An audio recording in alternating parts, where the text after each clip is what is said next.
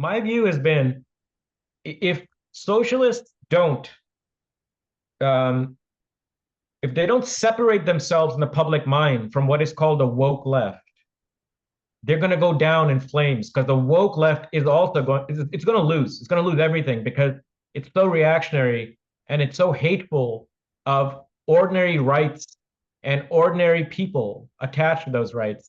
They will lose. And the great con job that the woke left has done has been taking over the word left. And so I very much agree with you. Part of our mission has to be say, this stuff is not left or radical, and it's definitely not socialist. So I'm glad you gave me a chance to clear that up. There's nothing more important right now because you're 100% right on all this stuff, the kind of really crazed authoritarianism that's taken over left politics, whether it's the censorship, whether it's shutting down speech, whether it's calling anyone who disagrees with you a fascist, whether it's all the kind of essentialism about gender and race. That's what people now think is left wing, and we need to make a very clear argument that it's not.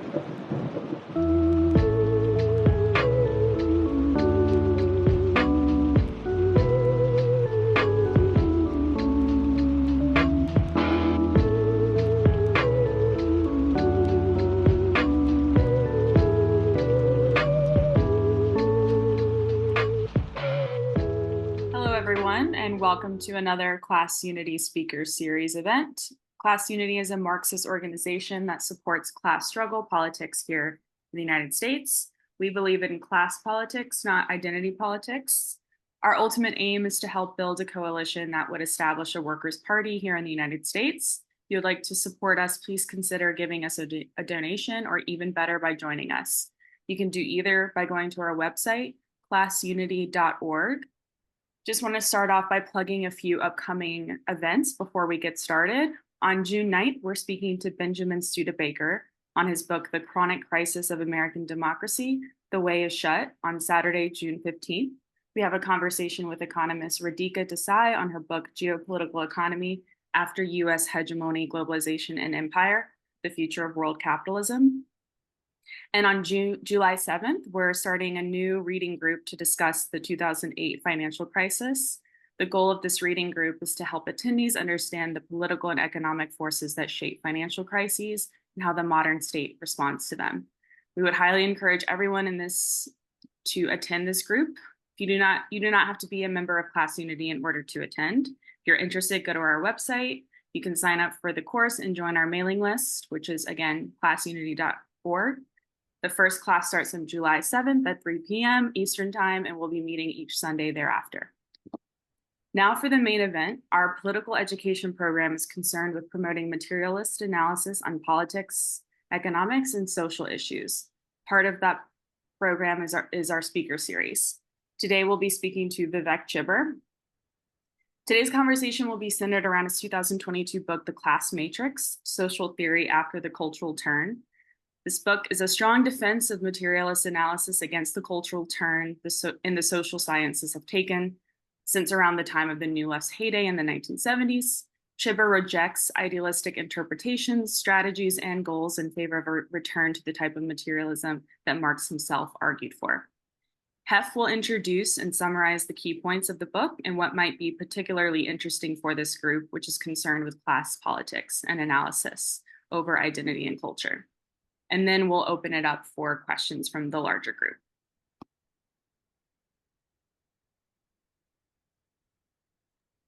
Thank you. Give me just a moment to share my screen. Okay, well, I will share what I take to be the main points of the speaker, Vivek Chibber's book, particularly as it interests us as a group. Since you're here, I'm open to being corrected, or if you want to clarify anything after I'm done with my presentation. So this book, as I understand it, is an intervention into the debate between Marxist materialism and the cultural turn, or cultural theory. Marxist materialism is a theoretical framework which explains society primarily with recourse to the economic structure in modern day society, the economic structure of capitalism. And cultural theory explains society with recourse to culture. Let me see. Okay, so if you are a member of Class Unity and you've been through our Intro to Class Unity course, this passage should be very familiar to you. It's, I think, one of the most widely quoted passages of Marx. It's his expression of his sort of materialism. So it's so important. I'm just gonna read through it and I'll explain it. The general conclusion at which I arrived, and which, once reached, became the guiding principle of my studies, can be summarized as follows. In the social production of their existence, men inevitably enter into definite relations which are independent of their will, namely relations of production, appropriate to a given stage in development of the material forces of production. The totality of these relations of production constitutes the economic structure of society, the real foundation on which arises a legal, political superstructure and to which correspond definite forms of social consciousness. The mode of production of material life conditions the general process of social, political, and intellectual life. It is not the consciousness of men that determines their existence, but their social existence that determines their consciousness. So I've underlined a few key terms here. The first two are relations of production and forces of production. Forces of production relate to the things that make things, buildings, factories, machinery, things like that. Relations of production are the way people form into different classes that relate differently to production. So those together form the economic structure of society, which do three things, and I've underlined three relations, you could say. They correspond to definite forms of social consciousness.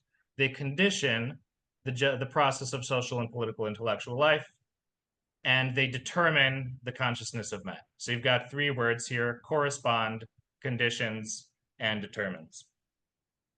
Now, classical capital, so you can sort of, I've simplified this into this relation. The forces and relations of production essentially determine social consciousness, or more generally,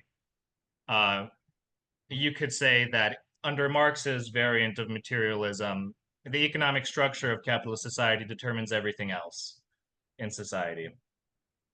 So classical Marxism has it that capitalism divides society into two classes that relate differently to the productive assets of society. The owners of the productive assets are the capitalists. The people who don't own the productive assets are workers who are hired by capitalists and exploited by capitalists for a wage. Classical Marxists believed that workers would unite to overthrow their capitalist class once they, organized to in furtherance of their own material interests. But that has obviously failed to happen in the course of history. So in response, many even Marxist social theorists tried to find the cause of this failure of classical Marxism, and that's what caused the cultural churn, which said that classical Marxists had one thing missing in their analysis, and that is culture.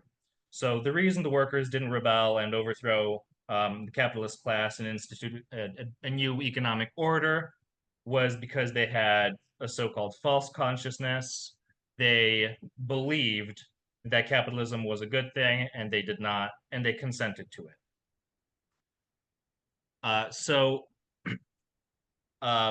This called for a new theory of society in which culture took a more important role.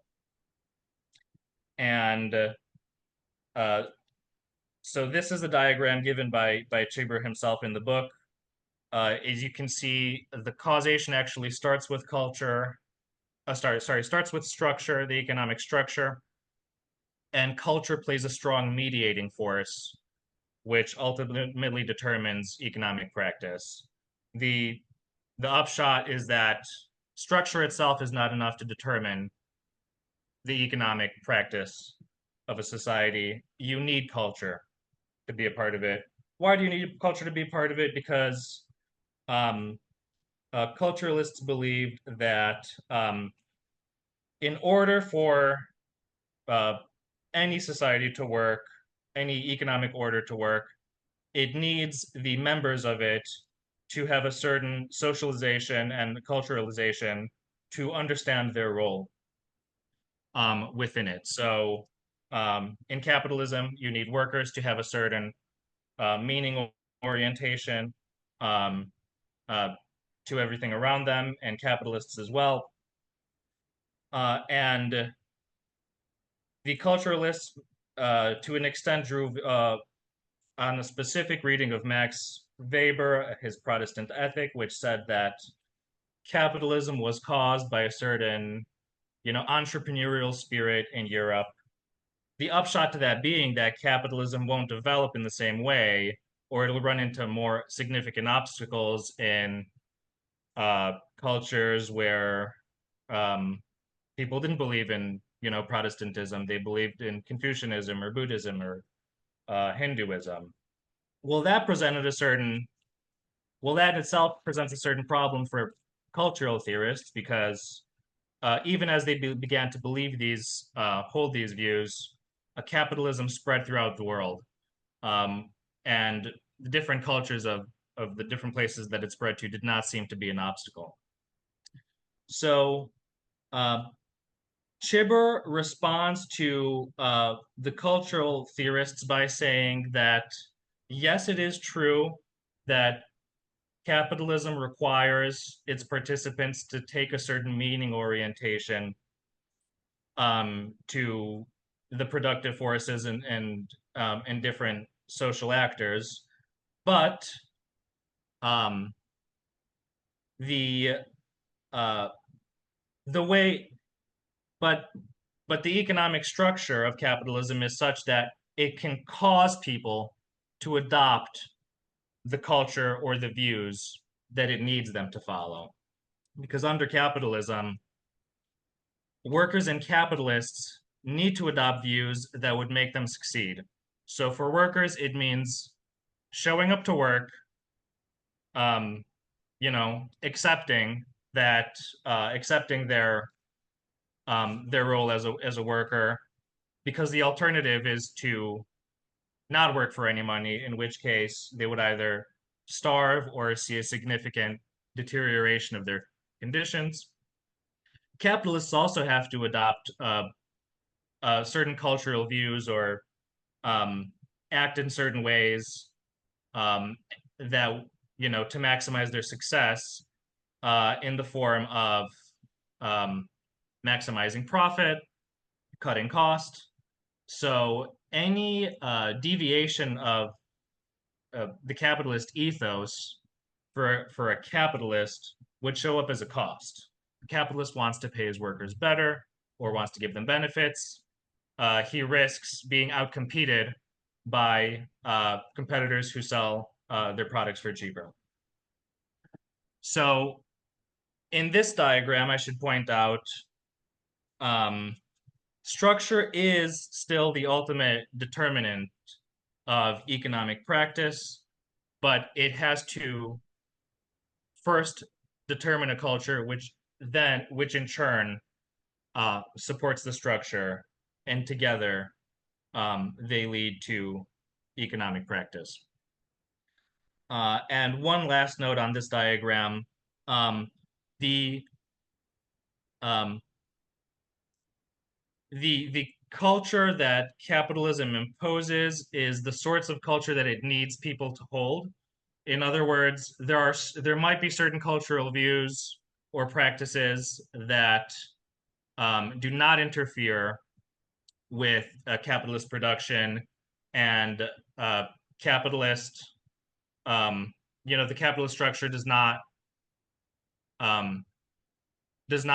does not interact with those, or does not, at least doesn't destroy them. So this is a,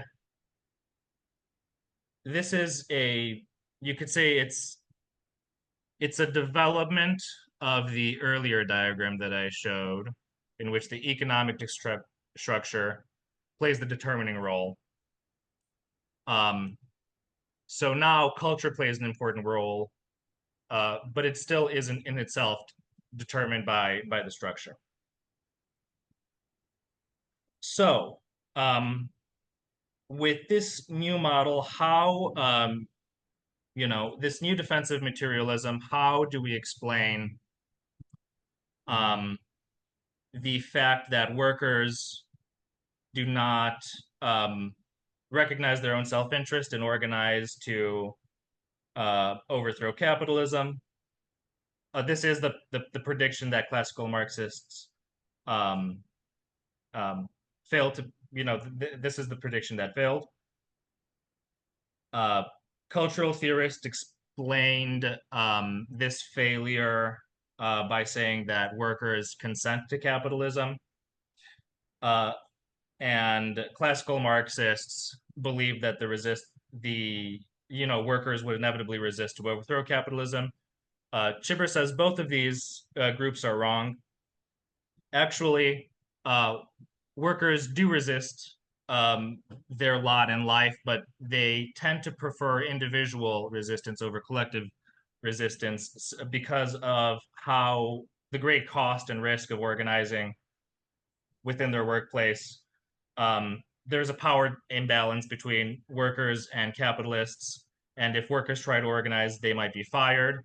If they do get fired, they don't have any savings to live off for much more than a few days or weeks or months, whereas capitalists have a lot of material wealth. So workers need capitalists more than capitalists need workers. And so although workers do not actively consent to the relations of exploitation, they choose not to fight collectively, and the result is less active consent and more just a resignation to conditions.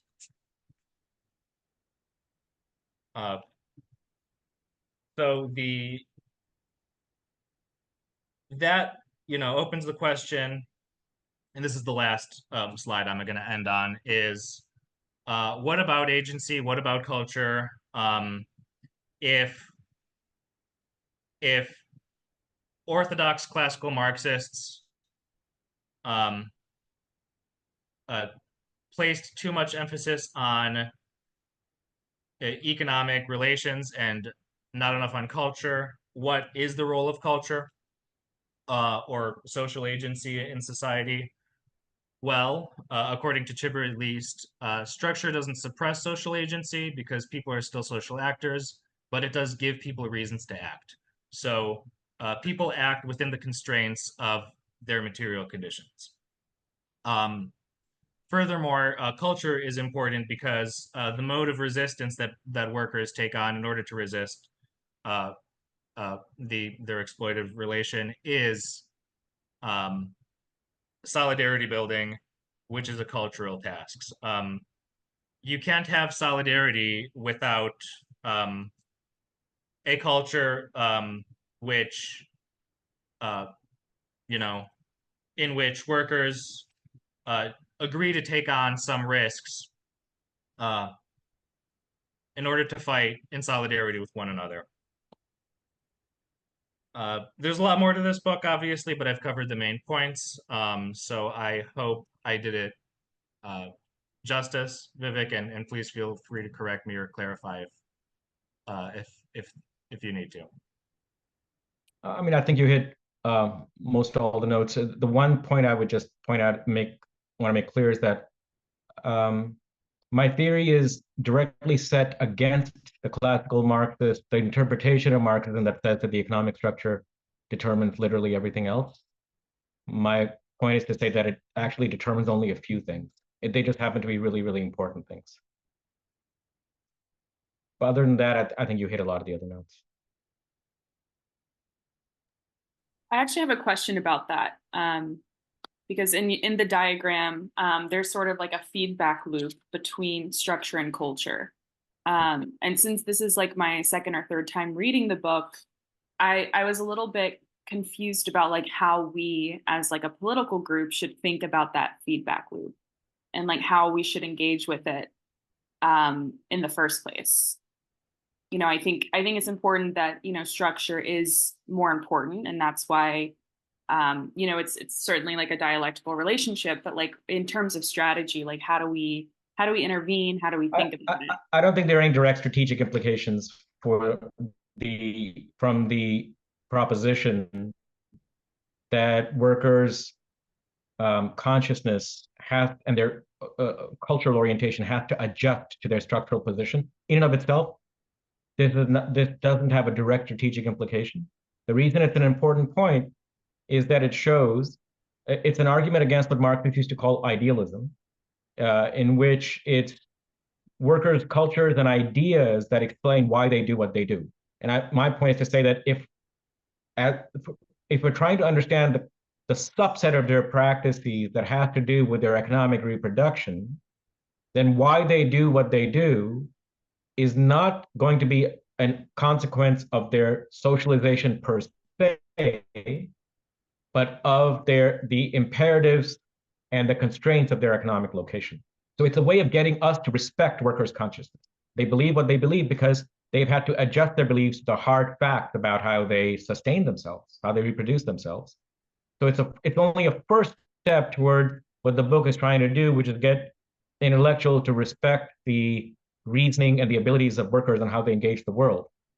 It's showing that if their ideas and their socialization come into conflict with their real economic constraints, they're going to do what any reasonable person would do, which is to prioritize economic survival over that socialization.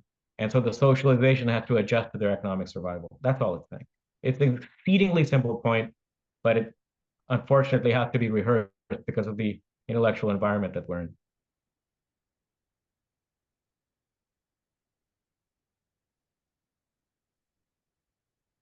I guess we can open it up for more questions and I can start taking a stack. So if you want to raise your hand or you can put stack in the chat and I'll keep track.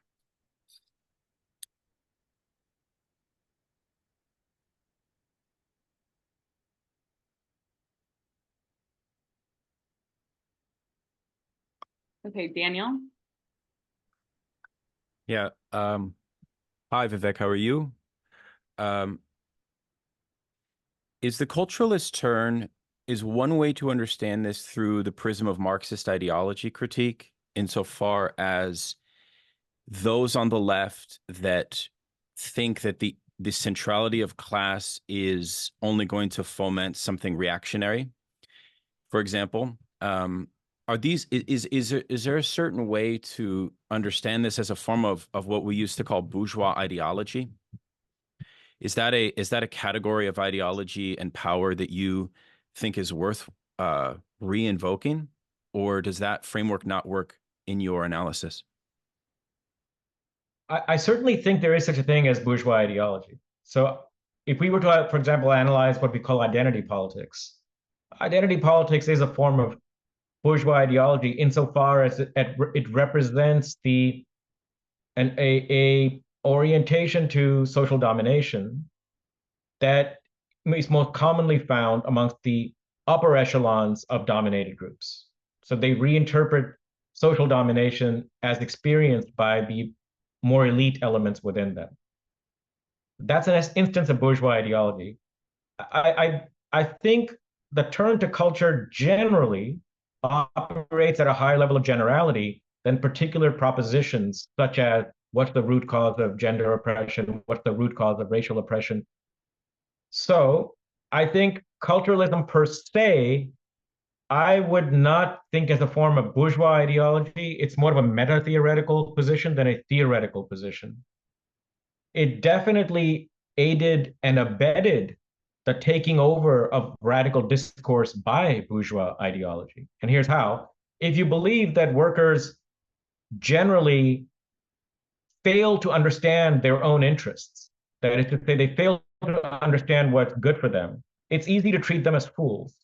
And it's easy, therefore, to be paternalistic and patronizing towards them, which will give you a orientation towards social movements and social organizing that doesn't respect their agency, that doesn't respect their ability to solve problems. Inevitably, that's going to give an elitist tinge to your politics. So I think that culturalism makes the slide into bourgeois ideology easier for radicals, but is not itself an instance of bourgeois ideology.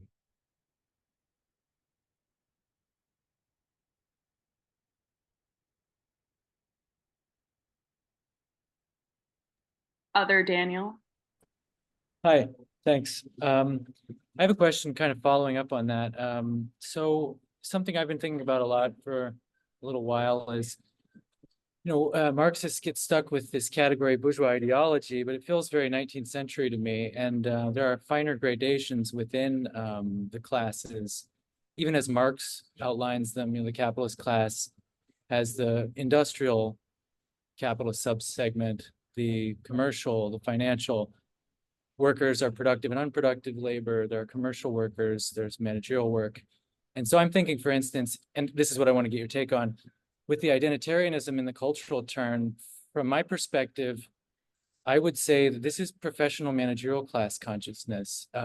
When I look around, I don't see bourgeois consciousness in the classic shape, taking risks, daring, entrepreneurship, Thomas Mann, these classic, massive projects. I see something far more timid and domesticated and passive aggressive, and it's just very different. And so if we're going to talk about ideological categories of consciousness, I would have to say, there is middle-class consciousness. And I know that is a complicated category because it's not entirely clear how the contours are defined, but what do you think about this suggestion? No, I think there's a lot to what you said. In large measure, Daniel, this depends on how you define ideology.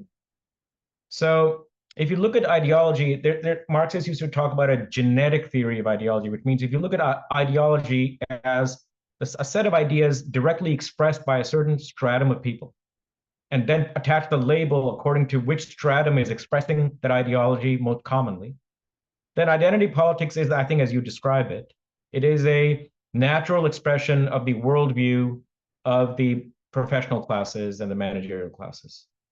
Now, there's a different, more expansive way to understand ideology, which is how any ideological constellation relates to the reproduction of the social order.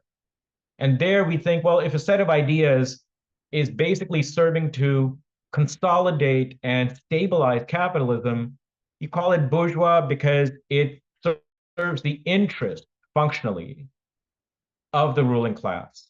So they're two different, and they're both legitimate ways of understanding what ideology is. There are actually even other ways of understanding. Like I define ideology differently in the class matrix. I think in exercises like this, as long as you're clear about what you mean by a certain term, it helps move the conversation forward. Otherwise, you can get caught in wordplay instead of substantive discussion. In this case, I think your definition is perfectly fine if we make it clear that we mean ideology to mean views expressed and directly traceable to particular strata. If, however, you take ideology to mean how ideas relate to the reproduction of a social order, then you basically have two ideologies. There's the ideology that disrupts the order, which you'll call working class or peasant or something, and then there's the ideology that serves the rulers, which is bourgeois. Identity politics is both of those things. It's both, as you described it, and both in the sense that it serves bourgeois interest. And we have direct evidence of this because right after the explosions, the social movement uprisings after George Floyd's murder, the leading elements of capital gave a green light to the most vapid forms of identity politics. So this is when the two converged. They saw that they have a ready army of ideologues among professors and journalists and media celebrities, and they gave them a green light that run with this, you have our backing. And in an instant, it became an official state ideology. You can see both of these things coming together. Thanks. Thank you. C. Sorry, I'm not.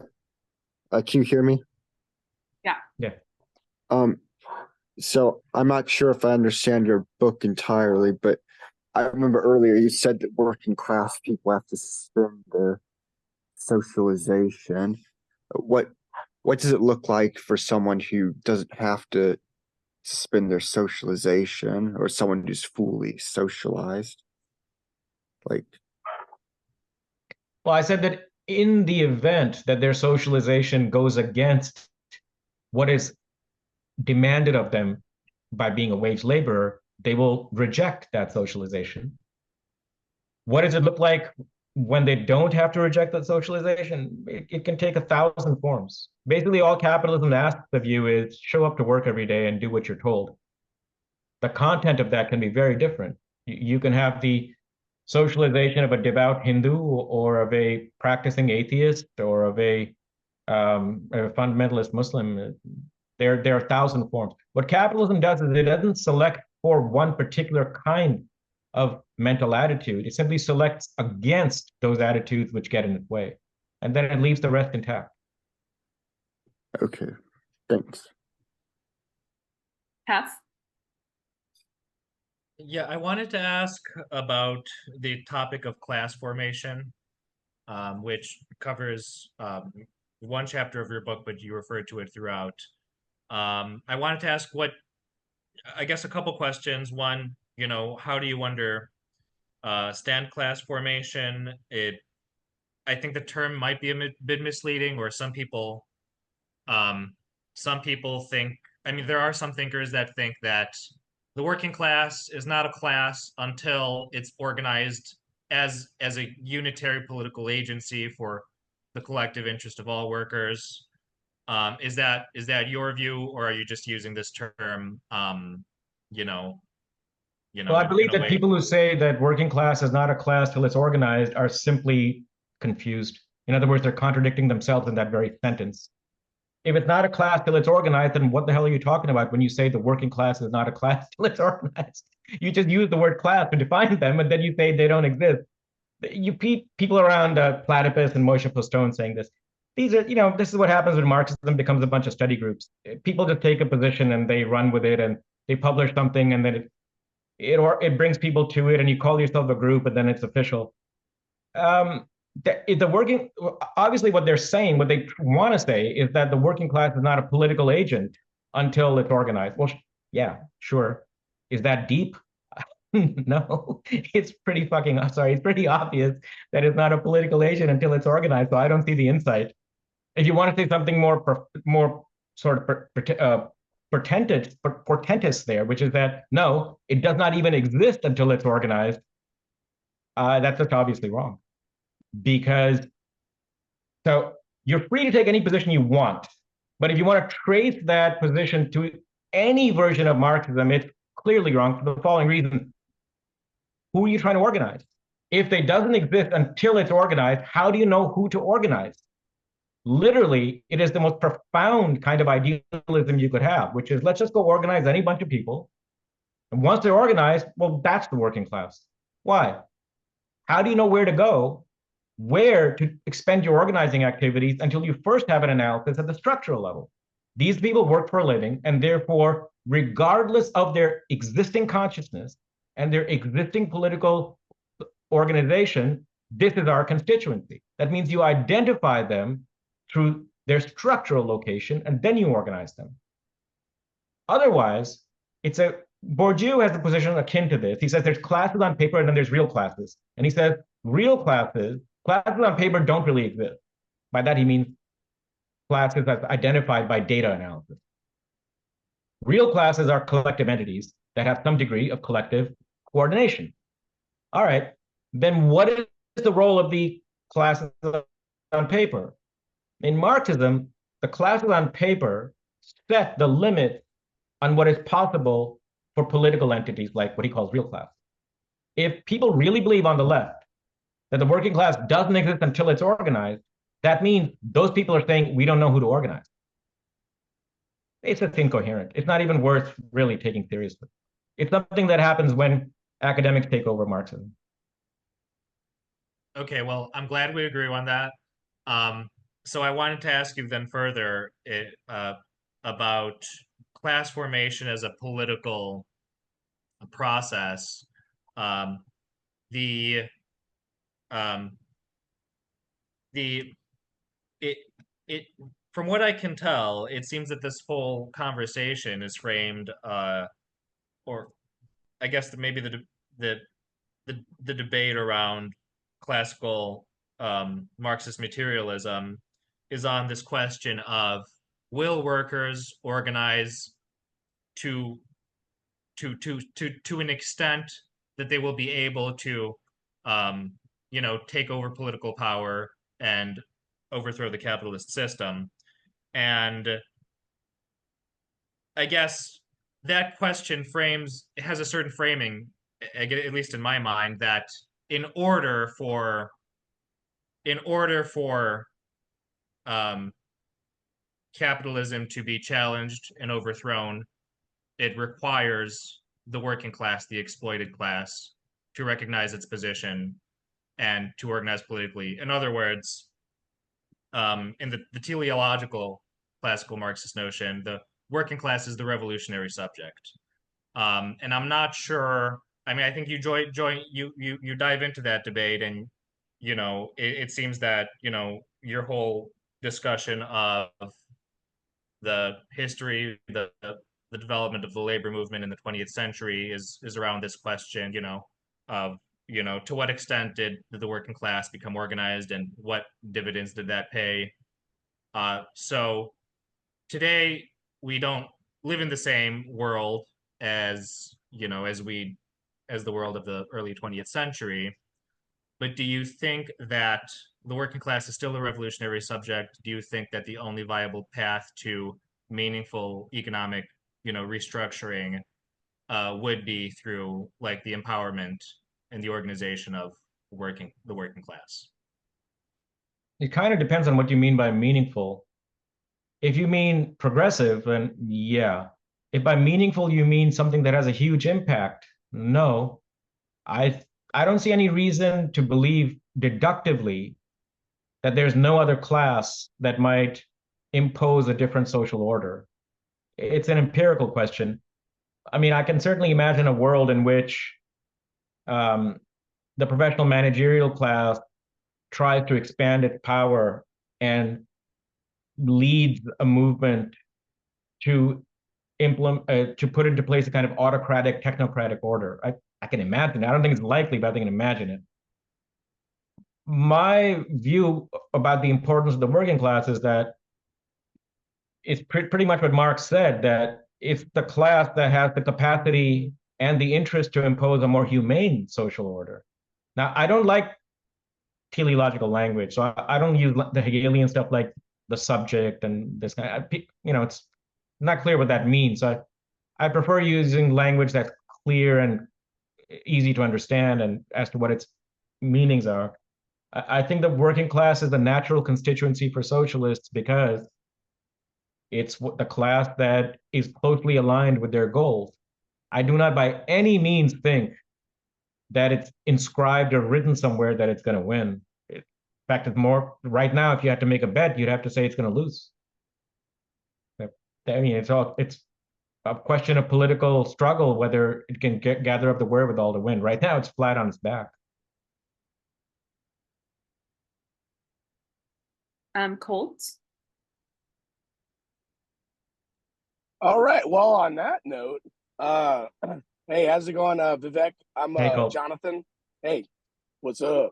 I'm the membership chair of Class Unity. Right. Just wanted to thank you for coming and talking to us, bro. You pretty much had me when you said get out of the study groups.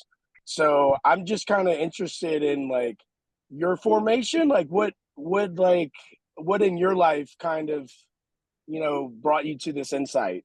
And then also I know that for me, I'm a working class guy. I'm like a server. I'm a bartender down in the French Quarter and stuff down here in New Orleans. So I kind of see the suffering of my fellow workers and everything. And I'm just kind of interested in making their lives better.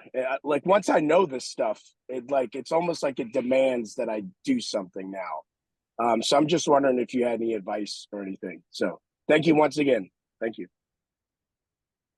Oh, I don't know about advice. Working class organizing is right now, and it's essentially having to start from zero again. And when you're starting from zero, literally there's 1,000 things you can do. So you're going to be disappointed. I don't have any great advice to give you, because when you're this weak, the advice has to do with just surviving and doing the basics of organizing, and you probably know that better than I do, given your situation where you are. So that I don't know. As for my own formation, it's very hard to trace formations. You end up just inventing stories to explain why you've ended up where you are.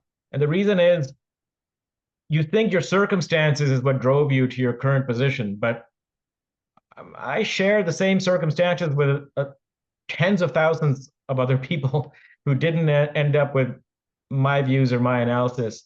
And the reason is that you end up being who you are because of a very mysterious combination of circumstances and personality. And we don't really have a science of personality yet. We have no clue as to how personalities are formed, because it comes from the interaction of biology and the social context. I could make up some story about why I believe what I believe, but it would basically be making it up. I don't know how useful it'll be to you. Hey, thank you, brother. Appreciate you. No problem. Zach? Hi, really enjoyed the book. Thank you for coming here and talking to us. One thing I was wondering is kind of in the book, the cultural turn is kind of presented as a response to the failure of socialism and the working class and Marxism in the 20th century. But I guess going forward, is it like an academic concern for us? Are we just kind of is it just like a wrong theory, or is it something that's actively having an effect on the working class and left politics and trade unionism? Like, did this change actually then kind of reorient how we are organizing? Like maybe for the reading groups, it of course certainly does, but for actual working people, does it kind of seep into all of that? A really good question, Zach. I don't think the cultural turn has had any impact on workers themselves and their consciousness. They just go about their business. Why then write the book? I thought it was important to write the book because it did have a deep impact on what passes for radicalism amongst non-workers. And why is that important? It's important because it's a fact that historically, when communist parties, socialist parties have been formed, a lot of the initial spade work has been done by middle-class intellectuals. And a lot of the strategic thinking comes from the more educated sections of the working class or non-workers who've been recruited into their organizations. So how radicals see themselves in their relation to the working class and how radicals see capitalism and class does have an impact in the ideas that they take with them into the movement. And it certainly has a big impact on scholarship. And the fact is, whenever socialists organize, they have to read history, they have to read some kind of political economy, some kind of social theory. They all do. They were doing it in the 20s, they were doing it in the 50s and the 80s, and now. When literature that calls itself radical has been taken over by ideas coming out of the cultural turn, it's going to have an impact on the organizers and their understanding of larger issues that they may not experience themselves directly, but which orient them in a particular way towards the class. And you see this from the 90s onward when students, when they went into Occupy Occupy Wall Street, when they go into the labor movement, when they, right this moment, when they're trying to analyze Israel-Palestine, you see the amazing, unyielding hold that culturalist, ethnicist, essentialist ideas have on them. So, in a mediated way, the cultural turn has affected what little organizing there is that's going on. I don't want to exaggerate it, but it's non-trivial. And I just thought that a book like this, a project like this, helps correct the left in regaining its compass, its ideological and its moral compass. And the second thing is, along with the defeat of the left has come a colossal decrease in their confidence. One thing Marxists and socialists always had was the confidence that they have a theory that really equips them to understand the world. Now they can go about changing it. But the cultural turn hit Marxism at its very foundations when it said materialism itself is mistaken. Now, once you lose your bearings, it's easy for any scamster, any con artist to come and fill your head full of nonsense. And now, how are you going to organize if your head's full of nonsense? So the first order constituency of a book like this is the organizers. The people who will leave middle class settings, commit class suicide, and go and try to organize. By a mediated set of interactions, it might then help with working class organizing. But I don't want to exaggerate the impact of a book like this. I don't think it has a direct bearing on the class itself. Its real readership, its constituency is the organizers of the class, and help them get their bearings again.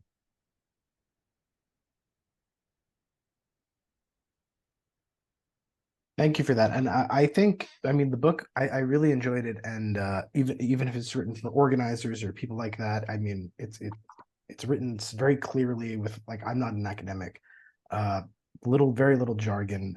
It was really Yeah. So the idea is that even though it's aimed at organizers, everything I write, I try to make it so any intelligent person who picks up the book. There was a time when Marxists only wrote like this. It was your duty. If you can't make yourself understood, get out of the game. Unfortunately, that's no longer the case. So I'm glad you found it useful, Zach. I'm glad you found that you could engage with it. That was the goal. I'll tell you one funny story. One of the reaction on the part of some reviewers has been, it's too easy. This stuff, it's so simple that it's not really a theory book. This is where we are. Cool. Yeah, 100%, Vivek. Yeah, like I also agree with you. Like we're basically just starting at ground zero, so the sky's the limit. And so I've been thinking about some. We had a previous Michael Heinrich discussion. He talks about like kind of one step beyond. So just thinking about some kind of like things we can organize around, like that are that could give universal concrete material benefits to the working class, like in my fellow workers and everything like that. And I've been reading a lot of like Michael Hudson and David Graeber, and then just like about how supposedly economics, the modern Western economics formed, and debt, and just this techno-feudalism that you're talking about. It's almost like they're trying to get rid of the state, and now the private tech companies and monopolies are coming to rule our lives now, and we're going to own nothing and be happy, supposedly. So I'm just wondering, do you have any thoughts on Hudson or Graeber? Holt, I would read anything and everything if I were you. And there's no golden path to wisdom. What you do is you read as much as you can and then you discuss it. But the larger issue is this: reading won't change very much. The challenge for you is not finding the right book. It's to be part of an organization that has the mass and the weight to actually move things. So I understand that class unity is a part of the DSA, but it's not. Not anymore, no. Okay, so your biggest challenge now is that there's no conceivable way you can do anything. You can't. I've lived through 35 years of the American left. We're moving them one YouTube viewer at a time, Vivek. One YouTube viewer at a time, buddy. I understand. I hear you and I sympathize, but I want to be honest with you. there is no way in which a group of a few dozen people can get very much done. There's an expression called molecular increases where you're 20 and then you become 25, then you become 35. That's like one person at a time. You have to find a way of becoming big enough where you can actually move events. Then a lot of what you're reading is not, it's okay, but then when you can start being important enough that you face real challenges, now you start learning. You actually start learning from your practice. It's very hard to learn from small reading groups that are isolated from really hard decisions that come with doing politics. I suppose you guys already know this, and I'm just reaffirming it, but that's the challenge. What happened to the US left after the 80s was it became just a congery of these tiny little groupules, and inevitably they became more like therapy groups for small groups of people, just a way of surviving their unhappiness in capitalism, rather than doing the heavy lifting of changing it. Am I? I was wondering how how you would delineate working class from middle class, especially in the modern day. A lot of middle class people seem to experience a lot of precarity. So do you think like a lot of middle class people are unable to or struggle to be able to afford homes or start families, pay off their debt? So is there a relevant delineation there, and how would you make that? Let me start by saying precarity doesn't make anyone radical. Small businessmen face a lot of precarity. The vast majority of all businesses go under in a very short period of time. This is part of the confusion of the radical left, that they think proletarianization and or the threat of proletarianization and or precarity makes somebody more either directly a working class person or potentially aligned with working class interests. Yeah, but you need a more concrete analysis of who you're talking about. So I think you say correctly, MI, that we need to have a way of delineating it. Middle class is simply somebody who has some element of both classes mixed into them, workers and capitalists. So like capitalists, a shopkeeper is somebody who owns the means of production. That's like a capitalist, but doesn't employ workers. And so he can't really be a capitalist. He's an owner-operator. So he has the autonomy of a capitalist, but he doesn't exploit.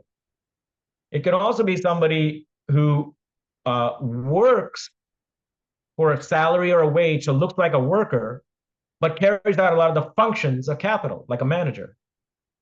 So middle class is somebody who has either neither of the two characteristics or both of the characteristics of workers and capitalists. And that's a very large number of strata within society. That's about the most you can say at a high level of abstraction. After that, then you have to go and look at the actual occupations you're talking about. Daniel? Do you rhetorically think that it is useful to invoke the concept of revolutionary socialism?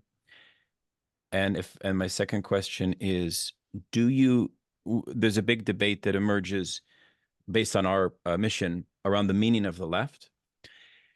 For example, this Sarah Wagenknecht figure in Germany, a lot of people have declared her as outside of the left, precisely because of the centrality of class politics that she puts forward, right? So my second question is, do you have any apprehension about losing the left in the future scenario in which class politics, let's say, became serious? We would lose the left, right? Would that concern you in any way? A little bit. If class politics becomes central and you lose the left, then they weren't the left.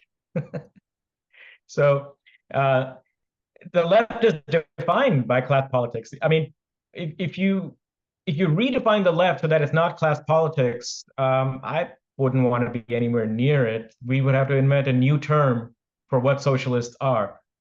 Historically, the left was identified with socialism.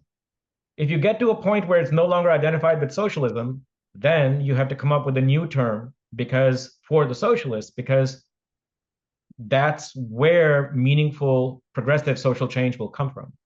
Now, that said, let me address, tell me, Daniel, if that wasn't sufficient. I'm happy to come back to that. But as for your first question. Well, I mean, no, I think that was sufficient. I suppose it gets into a tit for tat. And I think that there's a lot of situations that emerge around what you might call subsidiary issues, such as immigration, questions around foreign policy, and the sense in which the existing left, however we define that, caught in a paternalist relation to bourgeois parties, will fight tooth and nail for the relativization of class, to show that class is actually just simply one. Right. It's not to be central. And in fact, the position of the left is, if it were to be made central, that would constitute reaction, because they've been told that the working class is actually a reactionary entity. And that's a view held by a large swath of the left today, without question, in my view. No doubt. You're absolutely right. So that's why I do not think you will ever win over these sections. I do believe that if you acquire a real class base for yourself, a real place within the working class, you won't have to engage in these debates per se, because you'll be engaged in much more meaningful debates within the class about how to move forward. Now, a lot of those debates and those conflicts will be over what we call identity, because the class is a multiracial class. I think right now, women and men are approaching parity in their participation in the labor force. So it's also a highly gendered class. And all of these concerns with gender equity, with racial justice, will emerge within the class. But it'll be within the class. And they will not see an opposition between searching for racial justice and fighting for it, and fighting for justice for working people. These debates are intractable when they occur within what we loosely call the middle class. And they're intractable because most of that class has no interest in the lives of working people. It likes the feeling of calling itself left-wing. And in universities, because radicalism has now become a kind of a meal ticket for elements of the PMC, they have a material interest in redefining radicalism so that it excludes the interests of workers. The only way out of that is you kind of ditch this intellectual setting and you try to have these arguments where they need to be had, which is within the working class. Now, when you lose the existing left in that situation, you're not really losing them. They're just picking a side, and they're clarifying that it's the same side they were always on. So I don't really worry about, we call them the left, but real question is why? Historically, the left has been an organized expression of working class interest. A party or a union, a bunch of people on Twitter. Is that worth calling it a left? I mean, they're just shouting in their rooms. I don't know if it's worth worrying about that. This is just a sign of the malaise that we're in, where much of the socialist left is caught within the culture of the middle class and its intelligentsia. You have to just expect that most people will take positions that are lined up against you. You just have to expect that. And the only way you'll win is if you exit that class. Now, I do want to address the first thing you asked, Daniel, which is there any sense in calling yourself a revolutionary? I don't think so. I think you should call yourself a socialist. I don't know what a revolutionary is these days. What does it mean? I mean, you're going to take up arms? I don't know. So it's kind of an affect more than anything else. I would just say you're a socialist, and we're not quite sure. Maybe there'll be a revolution sometime in the future, maybe. But the hard task right now is not waging revolution. It's just doing the hard work of organizing people with class politics in mind, and that's what socialism is. I would say that's the more important thing. Thank you. I'm going to go to Nicholas first, and then C. Thanks, Vivek. I've really enjoyed your talk so far. I appreciated your comments just now about this kind of notion of a cultural malaise, and I wondered if you would mind talking a little bit more about, I guess, I don't want to put words in your mouth, but like the program you have in mind. I mean, thinking about your book, your comments on where we are with deindustrialization and fears about precarity. You were just talking about it. And then also this kind of idea of a cultural problem that we're sort of facing. It strikes me that we're very far away from the high watermark of the left, right? Um, and therefore maybe some of the things that we thought we could count on, we can no longer count on. And I think therefore, as you just put it, we're maybe no longer really revolutionary because that's just not realistic. But it does then get into a question about what our program is in terms of our demands, and specifically in terms of to where we are directing those demands. Obviously, there's a cultural trajectory which we've just alluded to, but a cultural program, a cultural plan.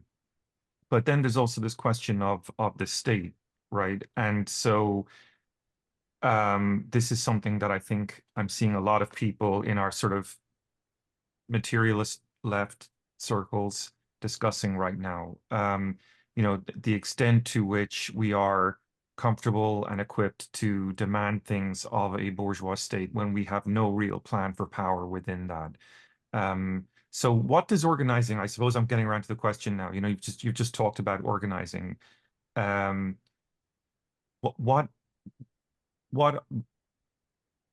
are we organizing to make demands within unions? Are we organizing to make demands within groups like Class Unity? Are we organizing to be part of a wider national movement, an international movement? Are we appealing those demands to the state? Are we still hoping for a bourgeois state, or are we actually working towards a proletarian state if we're no longer revolutionary? I know it's a very wide question, but I'm kind of trying to sort of see if I can solicit from you kind of a sense of what the next step is. I think it's important to make a distinction between demands and aspirations. Demands is something you can make. The only demands you can make are ones that are commensurate with your power. Otherwise, it's just a hissy fit. So, right, if it's a group like Class Unity, it can't make any demands. It has no demands. It can have aspirations, and those aspirations can be of two kinds: wildly hallucinatory, like we demand the end of the state now, that kind of thing. Or the aspirations can be in the realm of reality, which is something that might be achievable in the near future if the balance of forces were to change socially in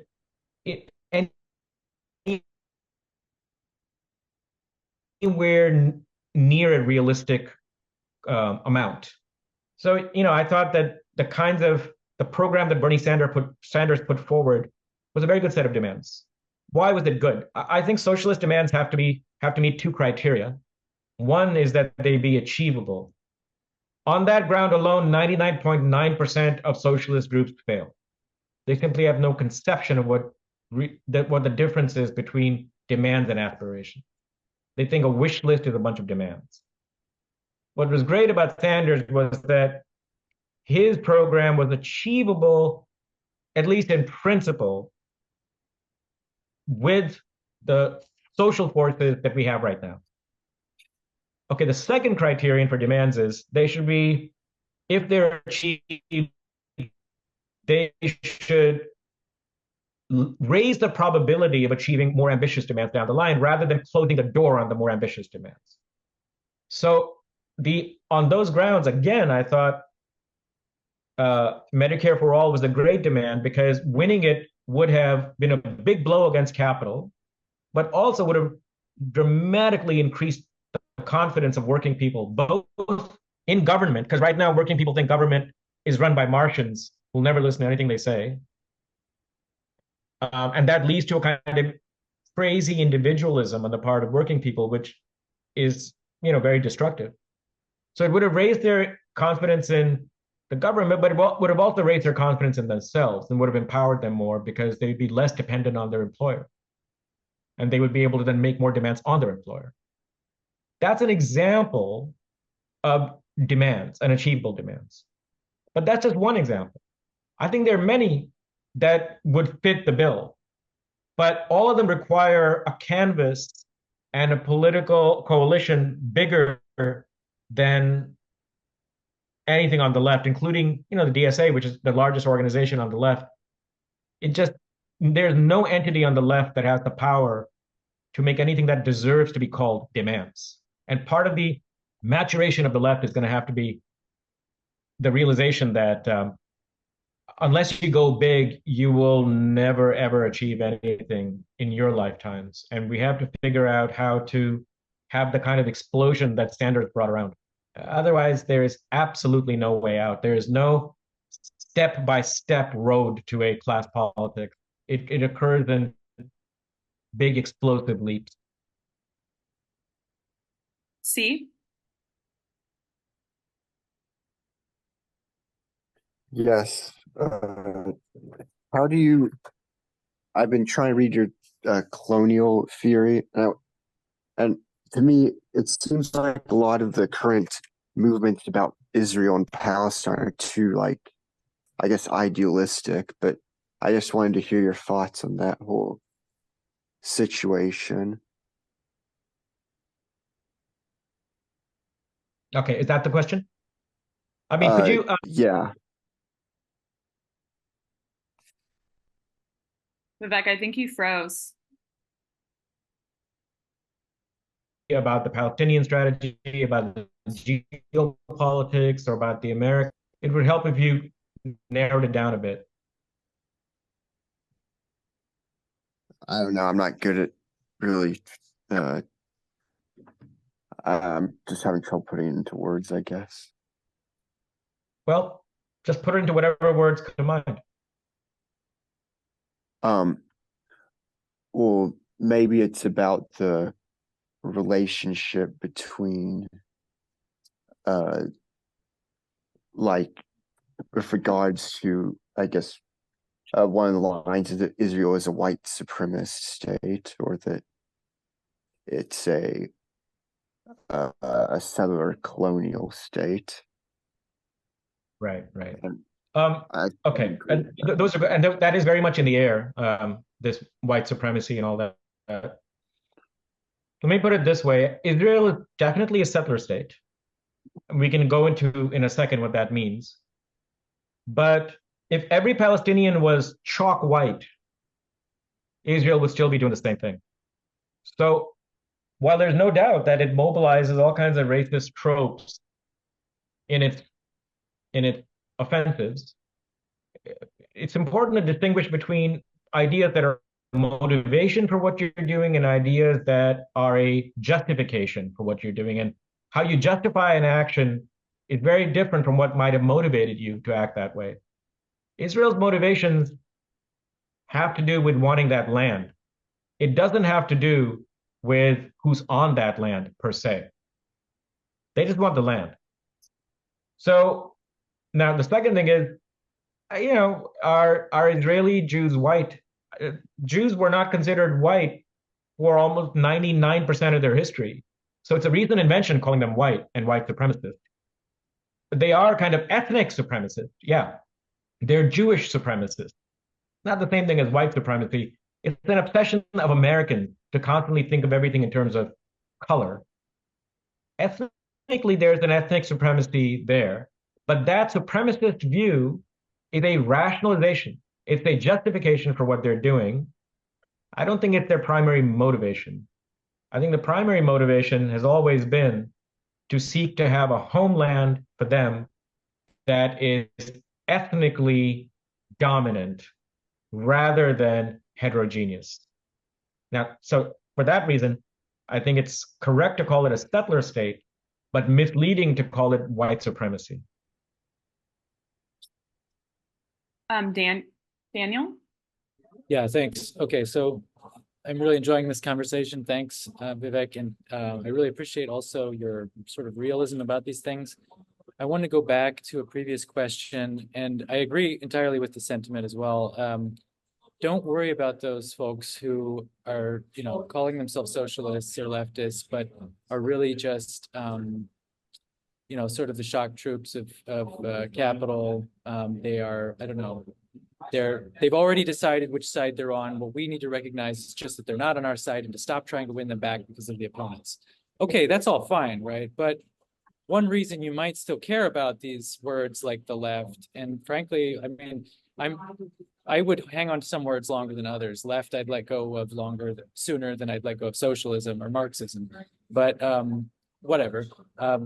One reason you might care about the words is because these people have been so effective at co-opting these terms that a huge portion of, especially this country, but not only this country, is convinced that what Marxism means, what communism means, what the left means, what socialism means, is that people want to take away your kids and brainwash them, or they want to make sure you can't eat meat, or you can't drive cars, or all kinds of crazy stuff like that. Like they want to take your TV.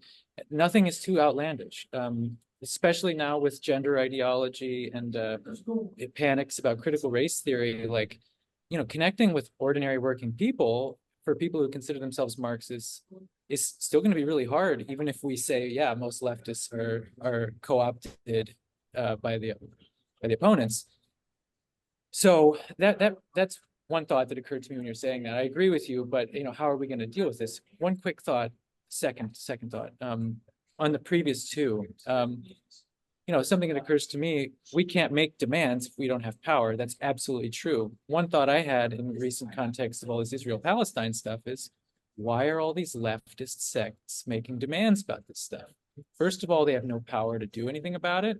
And secondly, no one's listening. And it's not even obvious that this is a socialist issue specifically, rather than a geopolitical issue. So on that topic of Israel-Palestine, your point really resonated with me there. So I'd just be curious to hear your thoughts. Yeah, about this. I really, great points. Both of your points are great. Let me address both of them.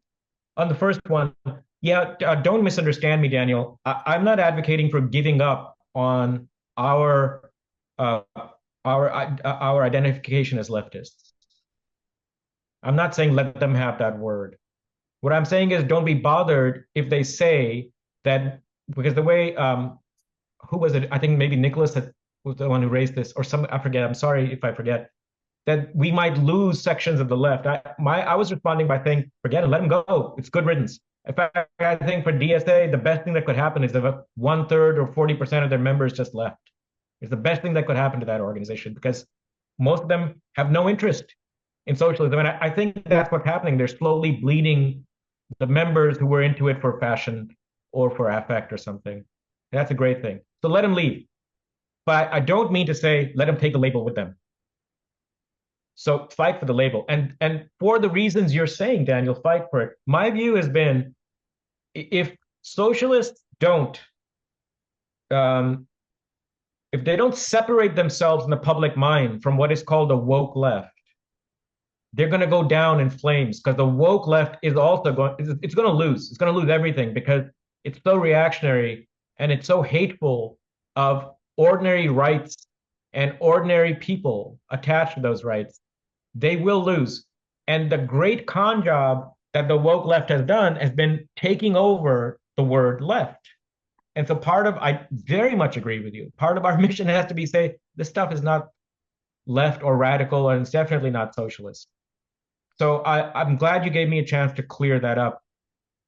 There's nothing more important right now, because you're 100% right on all this stuff, the kind of really crazed authoritarianism that's taken over left politics, whether it's the censorship, whether it's shutting down speech, whether it's calling anyone who disagrees with you a fascist, whether it's all the kind of essentialism about gender and race. That's what people now think is left-wing, and we need to make a very clear argument that it's not. Okay, so no disagreement there. On Israel-Palestine, here's what I would say. Yeah, you're right that, well, people are making demands, which is hilarious. And most of the demands are ridiculous. That's ridiculous. You want a one-state solution. Who on earth? Palestinians don't want a one-state solution. Who's it for? It's for your own self-identity and your sense of virtue signaling that you're saying we want that. Because you read somewhere that socialists in the 50s wanted this. And so, it's completely detached from any sense of political reality, what's achievable and what's. Chomsky likes to say that the only reason people on the left in the US or liberals like to bring up the one state is that they know it's impossible. So no one will take it seriously. And then they can say it as much as they want. And I think there's a lot of truth to that. Where I would maybe caution you a little bit is it's not a directly socialist issue in the sense that it doesn't directly right now affect the lives of most working people. But it is an issue that socialists should be concerned about because it's their bombs and it's their armaments that's killing the Palestinians. And socialists in the US should see themselves as having a moral responsibility for weighing in on that. Now, how you do it is a different matter. But we should not let the American left become a kind of what Lenin would have called a national chauvinist. As long as happening outside our borders, we don't care. We just care about what's happening inside our borders.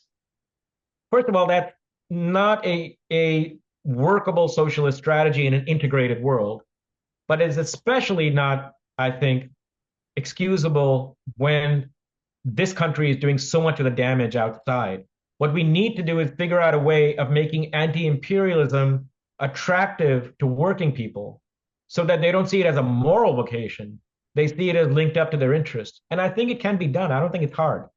Slogans like schools, not bombs, shows people directly that money that could be going into better school, better healthcare is going into bombs instead. It gives people a real sense that, yeah, we should reduce the size of the war machine because it helps us domestically. Am I? Yeah, so building off what Daniel was saying about gender ideology, Vivek, you were saying that that the woke left is particularly hateful. I think a lot of the response from the right to wokeism is hateful as well, especially towards trans people. Yeah. So is there a way that that we can stand up for rights of people like trans people and critique the right without falling into the trap of the woke left? Or is that just a dead end? I'll be honest with you, the trans movement is probably the first movement in global history that within minutes was recognized by the state. Didn't have to, I don't know of any movement that had to fight as little as the trans movement has had to fight. I'm not that worried about them needing our support because they have the support of most of the liberal intelligentsia. I think the problem with the trans movement is they got too much support too soon. So they never had to fight to win people over. And they immediately started using state power against anybody who disagreed with them. And that's going to be very, very, very dangerous for them because when you take a strategy of coercing and cajoling people who don't agree with you, when you are such a tiny minority, you're making yourself very dependent on power centers for your own freedoms and your own autonomy. Those power centers can't be relied upon. My feeling is what the trans movement has to do is discover some of the moral commitments of the civil rights movement, which is that you recognize that you should position yourself as a part of the larger movement for justice. You should not make yourself the litmus test for everyone else, which is what's happening right now. Because frankly, people don't care. People don't care enough about this issue to orient their lives around it the way the movement sometimes demands. And they absolutely will not change things like their pronouns for you just because whatever 1% of the population insists that everybody now identify themselves this way. Using these kinds of authoritarian measures is the recipe for being isolated. That's the danger. The danger is they have too much power too soon. And like every other identitarian movement that's been given power right now at this moment, they're becoming authoritarian. Holt?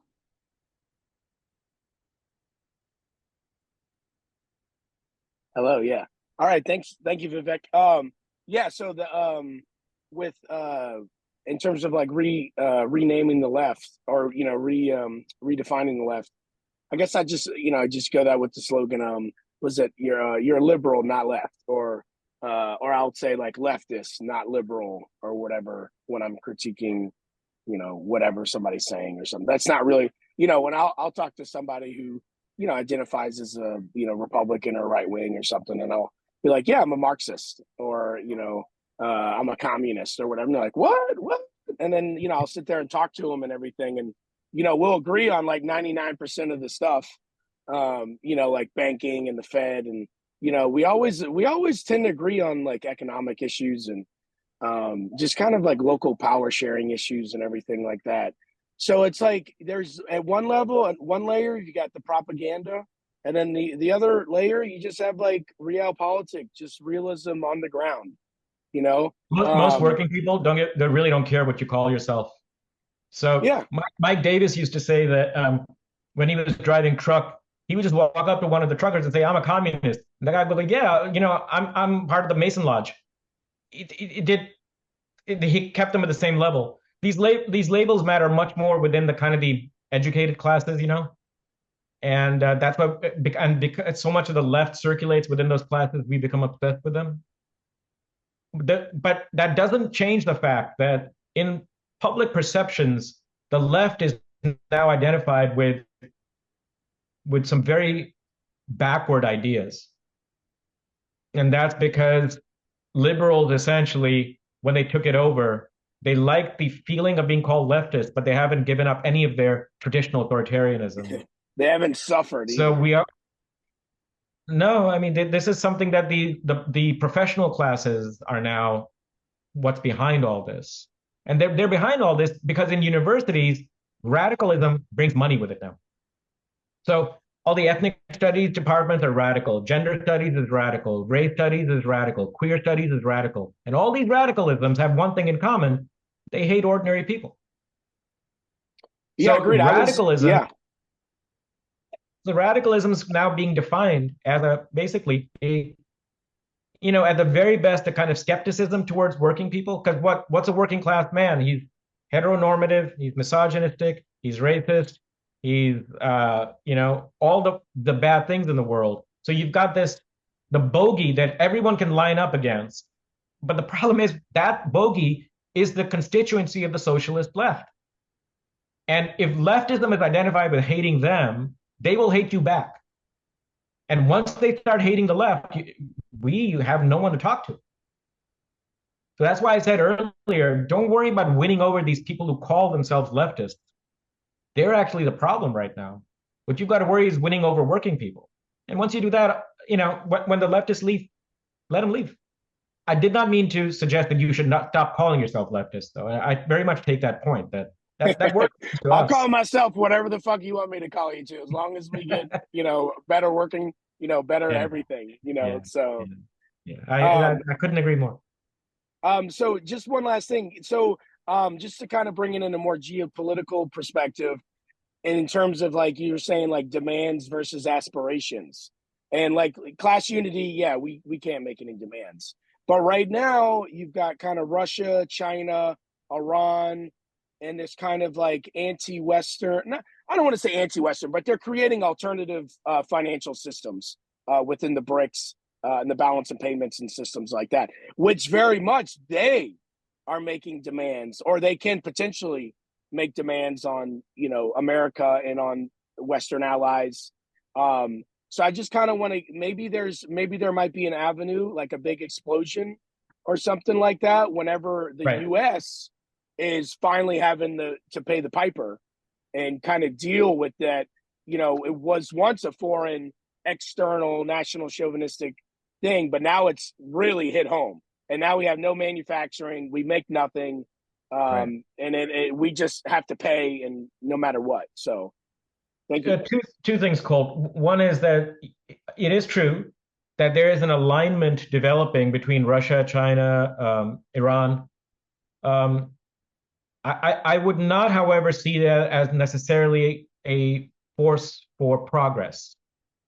These are very authoritarian, very backward, reactionary regimes in many ways. And their coalescence is not itself a march, a forward step for the left. It could be, but is not in itself. And there's this fascination that some of the left has with what's called the BRICS, Brazil, Russia, India, China. It's a complete delusion. There's not a single one of the, I mean, Brazil right now with Lula has some progressive impulses, but the other three, none. So don't rely on them for anything. The second thing is always be cautious about this notion that if the US is squeezed, it might turn things for the better over here. It can also turn things much, much for the worse. Whenever there's a crisis of some kind, who comes out at the other end on top is going to depend on who was best positioned to take advantage of that crisis. And right now in this country, it's the right that's best positioned to take advantage of it. If things go really bad in this country right now, chances are we on the left will be wiped out. So, I mean, well, no, because we're so irrelevant, people don't even notice us. But the environment could get a lot worse for us. So I would not be optimistic about a scenario in which the US is squeezed. Final point, there's some talk out there, and I know like maybe even Radhika and people around her making this argument. I'm not sure they are, so I don't want to put words in their mouth, but that the dollar is under threat. There's no such threat. In the conceivable future, no one is going to threaten the dollar. It's not even on the cards. It's not in your lifetime or mine. I just don't see it. So don't be under the illusion that US hegemony, economic hegemony, is under threat right now. Its political hegemony is. I think it's in full retreat politically. But economically, I don't think there's any real challenge to the dollar right now. I think we have one last person on stack, and then we can wrap it up. C? Okay. My question is, how do you respond to people saying that like wokeness is Marxism or whatever? Because I'm kind of afraid that the whole anti-woke thing will overcorrect and target people who are also just, I don't know, focusing on class. Because kind of the line on the right is Marxism is infiltrated the institutions. There's been a long march for the institutions, and that's Well, one bit of one factoid that's illuminating about this accusation that wokeism is Marxism is look who the woke ideologues spend most of their time attacking. It's Marxism. They spend right. most of their time trying to exorcise the ghost of Marxism, just like the post-colonial theorists do. And it's a pretty good indication that far from seeing themselves as Marxists, they see Marxism as what they're trying to shed or what they have to try to overcome. Now that's for your edification. For the world outside, the wokeists do also have, as part of their job, as part of their self-identification, Marxism is in there. Because they have to, the whole point is that we started out as Marxists when we were young and stupid, but now we've overcome all of it. We've absorbed everything that it had to say, but we've overcome all of its limitations. So we're what Marxism becomes when it's grown up. And that's their self, that's what they show to the world. So what you have to say to the world is, look, they can't possibly be Marxists because look, they spend most of their time attacking us. And look at what their political program is. Their political program is one that has nothing to offer to working people. That's about all you can say. Now, intellectually, the way you do this is which is what Catalyst, we're trying to do at Catalyst, is you show it by criticizing them. The next Catalyst, which should be out within a week, has a long review article by Christian Parenti on wokeism. You can take a look at that, you might enjoy it.